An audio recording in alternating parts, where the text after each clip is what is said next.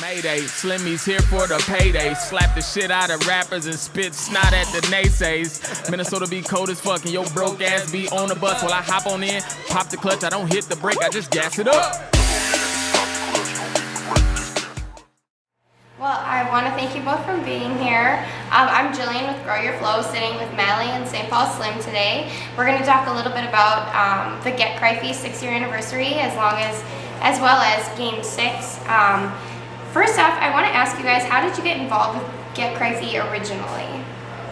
Yeah, I can take that one first. I originally got introduced into Get Cryphy through Last Word specifically, and mainly, and just kind of seeing people like through social media, tweet, so on and so forth, like, oh, we went to this party, it was good, it's like every first Friday, and then some way at a show, like I was in the transition of going from just being an artist on stage by myself to like finding a DJ to put together sets and stuff like that, and then getting connected with Last Word. Fundo was actually the one who kind of made the connection, because we're at a show with DJ Snow. I forgot whose exact show it was, but it was at the Triple Rock, and Fundo was like, yo, I know you're trying to work with this person or that person, but you should really try to work with Last Word, because he really likes your stuff. We all like your stuff, and he's a great DJ. He'd be able to put together a great set for you, so on and so forth. And then after that happened, I made the connection with them. That was kind of my, I guess, official, you know, I don't know, inauguration, and like meeting them or kind of being connected with them was through my own personal music, but then also just starting to go to parties and seeing what they did, and also just seeing that, you know, like, you know, yeah, that was my biggest way, was through my own personal music, and then just going to their shows just by word of mouth, and people talking about like, oh, this show sells out like quick every first Friday, so if you can, try to go. And I went a few times, and I was like, yo, I like what they do. They play good records, good sets, good dudes all around too, all four of them. So even if two of them out of town, like two of them still gonna spend that Friday. You know what I mean? So they're good people. So that's how I got the chance to do, just through that way. Okay, and Slim? With me, it was a little different. I too Last Word was my DJ at one point. Fundo's props DJ. So I always knew that, you know, Get Cryphy was going on, but I didn't go to Get Cryphy just because I'd be busy. And then they asked me to host it one time. And I think they asked you to host it too once, right? Yeah, a few times, yeah. Yeah, and so then I actually went to host it, because I host other parties and stuff like that. And so they were like, yeah, we should get Slim to come down and host. And so I came down and hosted, and then I just went ever since then. You know, I would go every first Friday after that. But yeah, that was really my connection with how I first got in with Get Cryphy. Okay. And that's crazy you bring it up, because I remember that's what happened for me. Like, I think they had you host a couple times. Yeah. They've had Prof host sometimes. Yeah. And you were like, yo, you want to host? And I was like, yeah, I'm down. In the room, and then like I was standing like, and I was like, oh, this is cool. Like, you know what I mean? Like, and it felt, especially when it's the first time, I'm like, oh, this is tight. Like, most people don't really ask me, because Cryphy to me is not necessarily just a regular party, I guess. So when I got asked to do it, I was like, oh, hell yeah, like I can stand behind the DJ table. It felt cool, you know what I'm saying? Like the first couple of times, it felt like some new shit. So it was tight. I liked it. I had a good time. I still do. So yeah, the first couple of times, it's like, oh, this is crazy. That's great. So what was your reaction when they asked you to be on Game 6? I know, Slim, you've been on a couple of other mixes with them, but what was the reaction when it came to the 6th year? Like, this is a pretty good landmark for them. So how do you respond when they ask you to be on it this year? You just say yeah. You just say Like, who says no, right? Yeah, like, nah, I got like this mixtape with Jay-Z to do, so. Yeah, I don't think it's gonna fit in my schedule. Nah, they say, when can you come down and lay your verse for this joint, for the Cryphy mix that we're doing. You know, it's one of those things that's no question. You know what I'm saying? Because like he said, Last Word is his DJ. So, you know, last word, give him the call, he's gonna be like, yeah, for sure. Yeah. You know,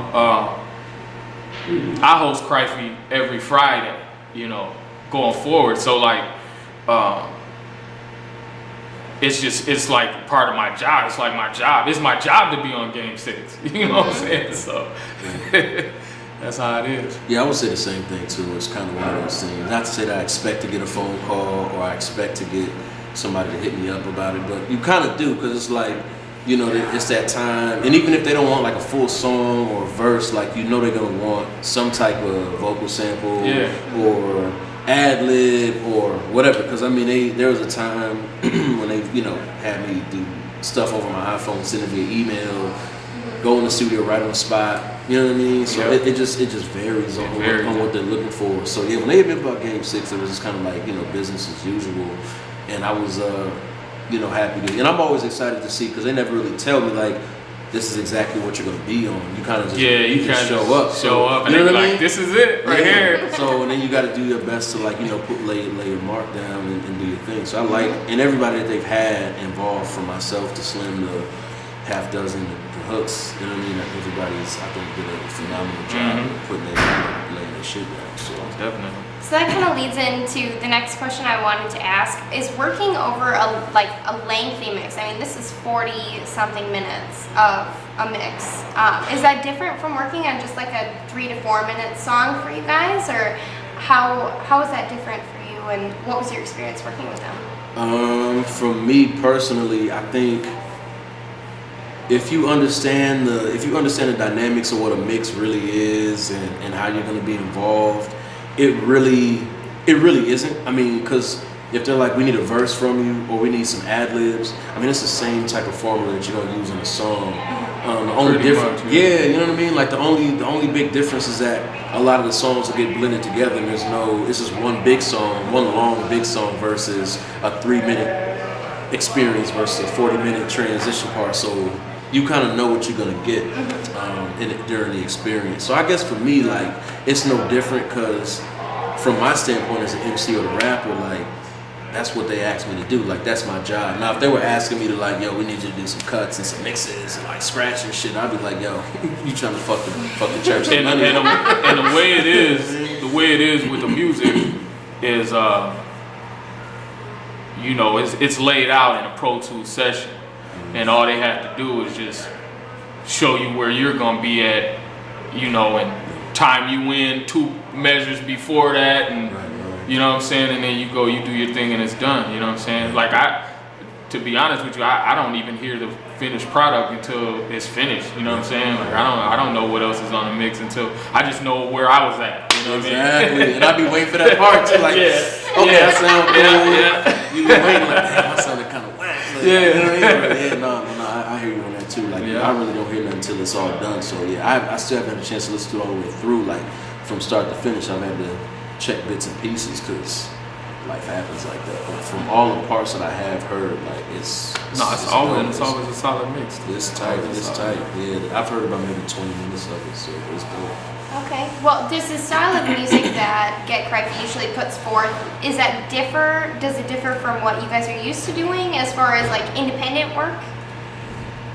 Yeah, for the most part. I mean, I don't, you know, Cryphy is crunk and hyphy, you know, and I guess sometimes my stuff could get a little hyphy-ish, but it's never crunk. You know, like, I don't never do that type of stuff. But you know, being an MC is all about adaptation. You know what I'm saying? You got to be able to adapt to whatever. You know what I mean? That's just life. You know what I mean? If you want to make it ahead in life, you adapt to certain changes, and that, you know, Cryphy is no different. You know, music is music. You know, whatever type of music, you know, I feel like somebody throws at me, because that's where the whole battling thing comes in. You know, when somebody throws on a beat, you know, no matter what type of beat it is, you should be able to rap to it, type of thing. You know what I'm saying? So that's kind of the principles that we take from when we do different things. Like, if somebody wanted me to rap on a country song or something like that, I'll rap on that. You know what I mean? Like, it just is what it is. And since the type of music that they spin is not necessarily the type of music that I do, I could still adapt and chameleonize myself into that little, if you will, into that little segment and you know, put a little paint where it ain't. Yeah. No, I would say the same thing. I think a majority of the stuff that they'll play tends to be more on the party aspect of under rap music, on that particular side of rap music, because you know, like I guess I consider Slim myself to be more on the I don't know, progressive lyrical side of rap. I mean, we underground MCs. I mean, we might make a party cut or two, but we don't. But our overall message. Yeah. And that's why I think it's okay for this particular mix to, like, I think branch off and go into, and that's the thing too with the mix. Like, we know it's gonna be. We want to get the crowd hyped. We want to talk that trash, talk that shit. So it's like we know because we've done it before. So we know when we come into the mix. That's why it's like, just go in, have fun, do your thing, say what you got to say, and then be boom. But keep it to a point where it still fits with what they're trying to do. Right. So like the adaptation, party. Exactly. Right. Man, It's the big party. time. So we gotta come with what's party. Yeah. You know. So I think we all did that. So I don't think it was difficult. You know what I mean? Like, and I think everybody's pieces were real and straight honest too. Like everybody kept it a buck. Like everybody was themselves, and nobody was like trying to, you know. Yeah. You know, be MC Gusto. Well, Slim, you come in with the first verse as the local MC for Minneapolis. You and Cryphy have had a relationship for a really long time. As you have mentioned earlier, you've been emceeing for a lot of their events. How have you maintained that relationship with them professionally and outside of professionalism? Like, you guys are good friends, obviously, too. So how have you kept that going? I guess part of it is just doing a good job, you know, and just you know, I don't expect nothing from them, you know, and because at the end of the day, like even though I host every Cryphy since the fourth one, since after the fourth one, I've hosted like every one. Even though I host everyone, like Cryphy is still Plain Ole Bill, Jimmy2Times, Last Word, and Fundo. That's Cryphy. You know what I'm saying? So when you see the flyer, you won't see hosted by St. Paul Slim on there, because I'm not Cryphy. You know, that Cryphy is them. You know, and but I don't expect. I don't come with any expectations. I come, I do what they want me to do, you know, and you do it well, and I do a good job, yeah, basically, and that's the whole thing. Like I don't try to like overstep my boundaries or try to bully my way into the foe or anything like that. I'm just here to have fun and give them what they want me to give them, which is a host to, take the party on the trip that everybody wants the party to be on, you know what I'm saying? Okay. More or less. All right, and MaLLy, you've been working or have completed the album Colors of Black with Last Word. Why don't you tell us about that and what you're excited about with that? Me and Last Word probably, I guess, roughly been working on that one for about 2 years now. In between the EP we put out last fall, Strange Rhythm, and just some different songs that we put together. The album, is interesting because it's kind of like a transition from working with the Sundance Kid. I did The Last Grade with him in 2012, and we did Feeling 15th together. We wanted to, I think through working with each other as him being the DJ, me being the MC of the group, or I guess the connection, we were like, yo, and I didn't even really know that he made production until like maybe, like a year into us working with him, you know what I mean? So when I heard some of his production, like, yo, I can definitely see myself putting something together with these pieces of work that you got. So when that happened, I was like, yo, this is cool. So we was like, let's, maybe see if we can get something going and put together a record.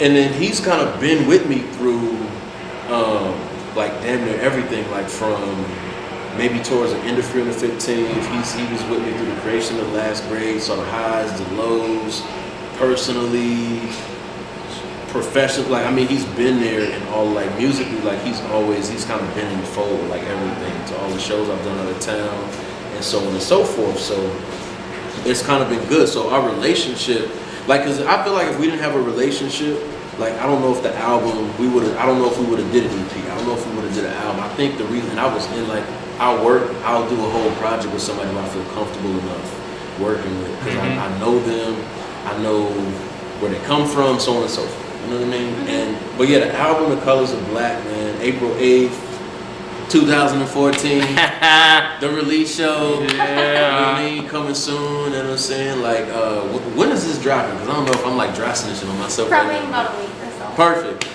April 18th, 2014, The Colors of Black, 7th Street entry, MaLLy, half dozen, DJ Fundo, Jimmy2Times. As long as y'all put this out after Tuesday.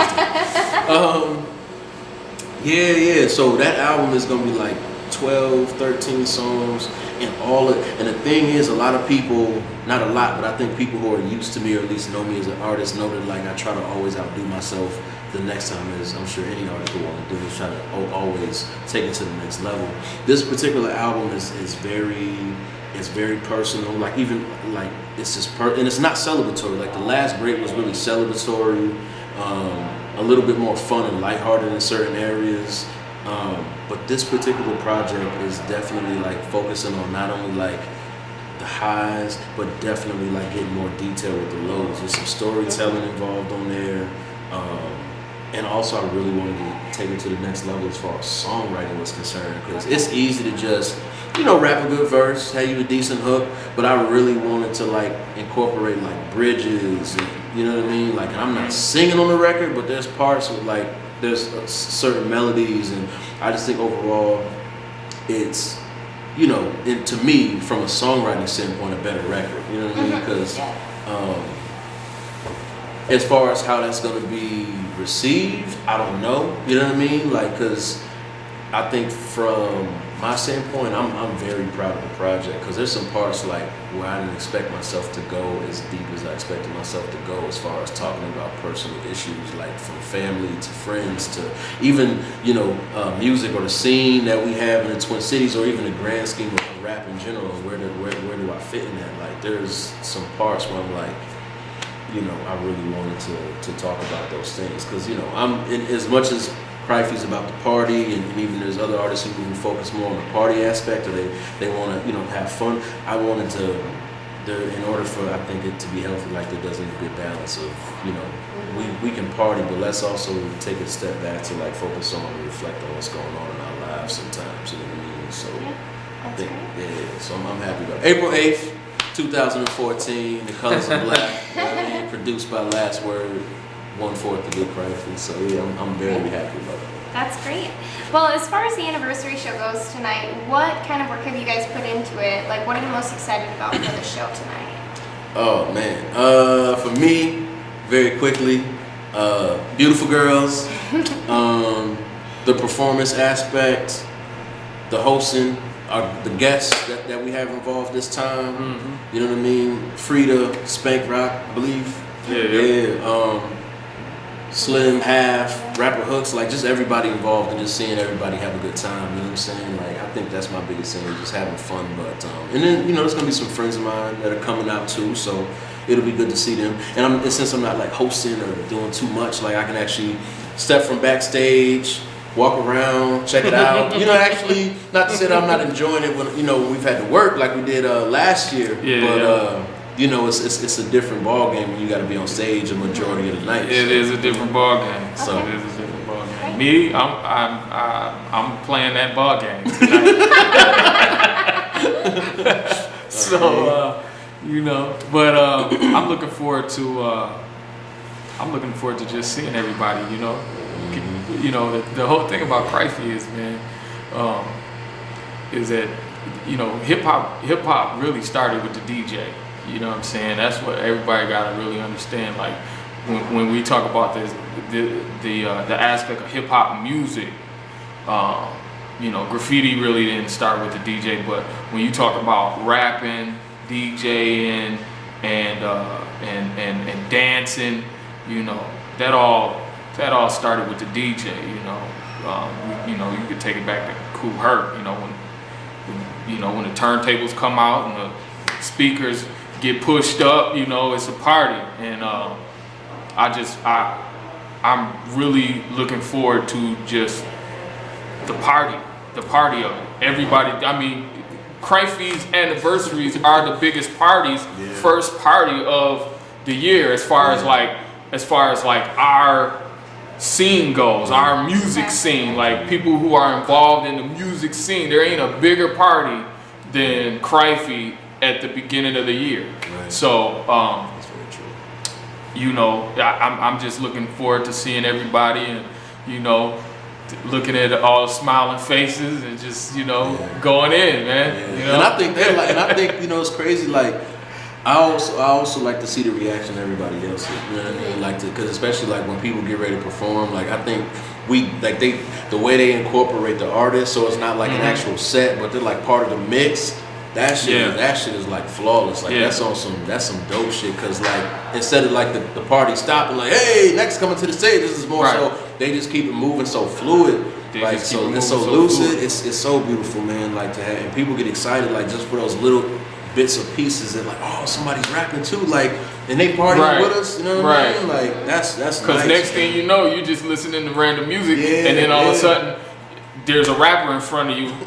Letting loose, and you thought because of First Ave's amazing soundman, you thought that it was the record, you know, and this is somebody rapping in front of you, so you know what I mean. And you know, to the credit of, you know, the scene,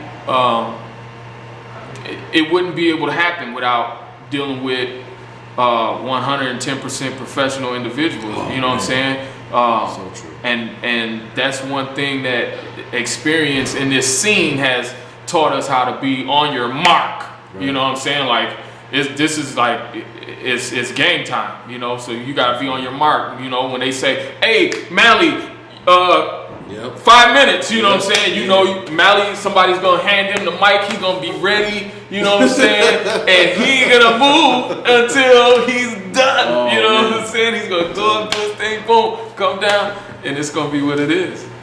Alright, well, just to kind of sort of finish this off here, Slim, can we expect anything from you in the near future? Yeah, I'm in the studio right now.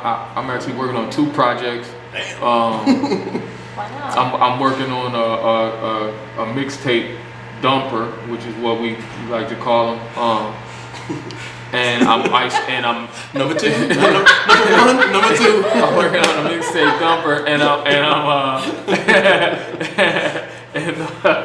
the second one, I'm dropping number 2s on it. And the second one is going to be all original music, and